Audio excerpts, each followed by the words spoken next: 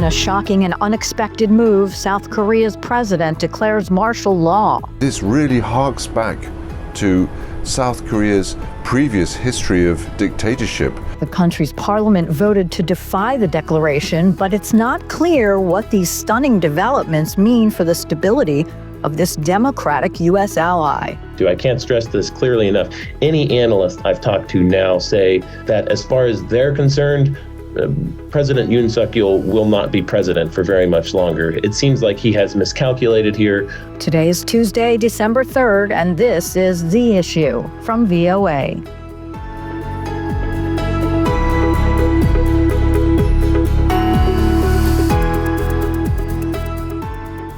Hi everyone, I'm Lori London.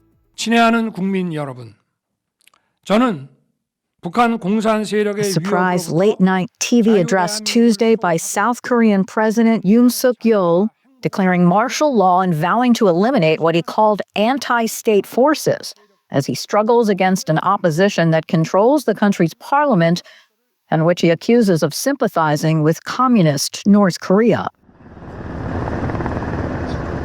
Helicopters were seen landing inside the South Korean assembly grounds while others circled above the site. AP reporter Raphael Wober has more. Soldiers on the streets, police blocking entrance to the National Assembly. But this really harks back to South Korea's previous history of dictatorship, which ended in the 1980s. It's unbelievable for many people in the region to see this happening in South Korea again, because the country over the past decades has become such an economic and cultural powerhouse. It's a friendly place which people don't associate with martial law, dictatorship, or soldiers on the streets. It's not yet clear whether the turmoil will continue and how the politicians and people will be able to cope with this crisis. AP reporter Raphael Wober. The country's parliament voted to overturn the president's martial law declaration, but still the developments have sent shockwaves through the country and beyond. U.S. State Department Deputy Spokesman Vedant Patel said the Biden administration is closely monitoring the situation. This is an incredibly fluid situation. I'm not going to jump to any immediate conclusions at this point. What I can say is that we are watching these developments with grave concern. We're staying in close, appropriate touch with our ROK counterpart. U.S. President Joe Biden has been briefed on the developments while on a visit to Angola. I spoke with VOA's Seoul correspondent Bill Gallo in the early morning hours Wednesday for insight into what led to this turmoil. Bill, thanks for taking the time. It is the middle of the night there as we are speaking, and this is certainly a stunning development. Did you see this coming? What is your initial reaction here? Yeah, I can't really state this clearly enough. I mean, this was absolutely unexpected. We are used to, here in South Korea, to raucous domestic politics. It happens every day, and it doesn't get a lot of attention in the international press.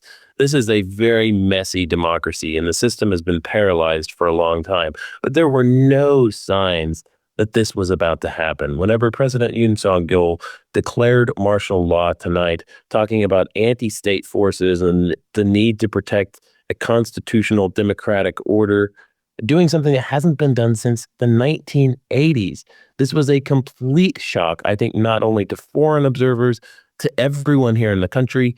Really just sent shockwaves and prompted really immediate protests and a response by South Korean lawmakers who scrambled to the country's National Assembly, the parliament here, to overturn this decree. And as of now, that seems to be where things are standing. The South Korean lawmakers have overturned this martial law decree by the president overwhelmingly, and we haven't yet heard a response from Yoon as to what will happen next. So are they able to overturn that? Is that something that can go into effect, or is it sort of more of a symbolic thing that he can override? Yes, according to the law, the parliament can, in fact, overturn martial law decrees. So it's unclear what the president's next move is here, to be honest. Many observers I'm talking to are saying the president has severely miscalculated, that he overplayed his hand. There was a chance that perhaps South Korea's military, which quickly descended on the parliament in the very late hours after Yoon's speech, there was a chance that they were going to try to keep South Korean lawmakers out of that building in order to prevent that vote. That didn't happen. Many lawmakers, according to South Korean media, actually fought through police and military barriers into that building, quickly declared this martial law decree invalid. And according to South Korean law, there really is no choice here. I think he must step down. However, it's 2:30 in the morning. Most of the developments here have now sort of stopped for the evening, although many people are still on the streets. And there is, I think, an increased military and police presence. It seems that tomorrow we will understand the degree of the problems we are facing.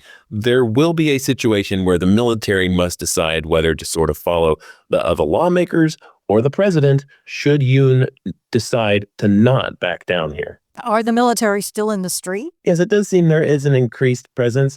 However, really, shockingly, for how crazy things got and how quickly this all escalated, there have been no reports of real violence. I think there were some minor clashes, definitely a lot of emotion going on, but this is a country that is used to mass protests. We haven't seen that in recent years. Of course, not the previous president, but the one before that was impeached as a result of very large protests in the streets.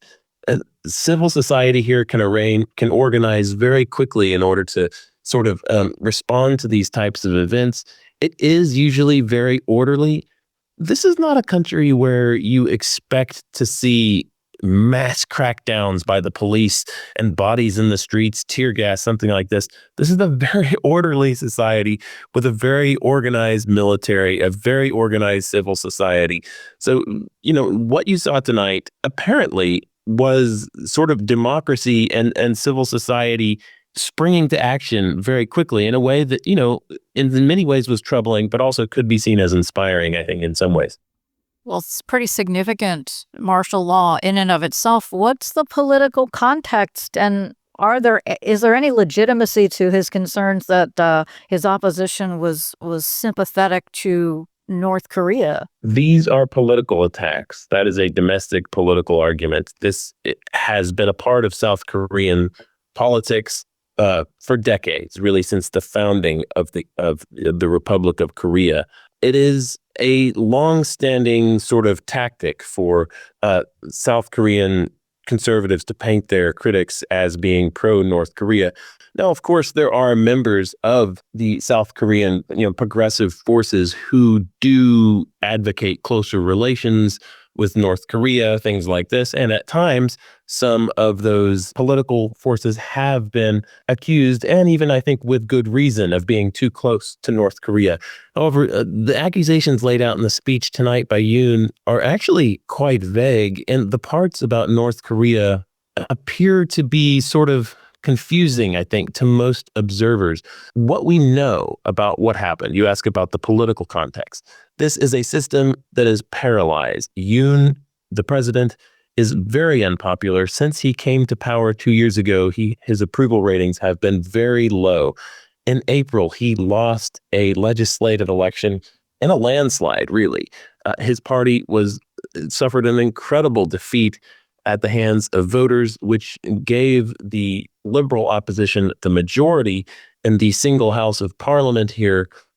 And so this had created a situation where not much was getting done. There were fierce political attacks going back and forth.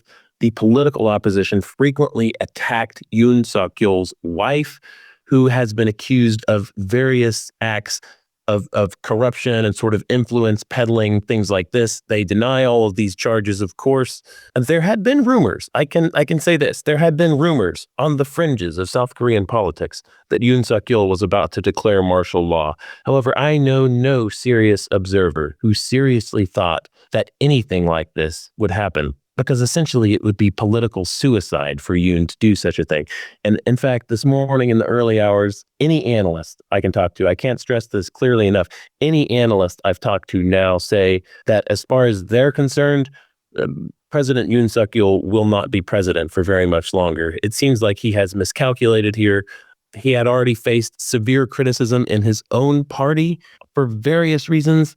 And I think most observers here, certainly the ones I'm talking to, think that his political future is severely constrained, if not over, as a result of this move tonight.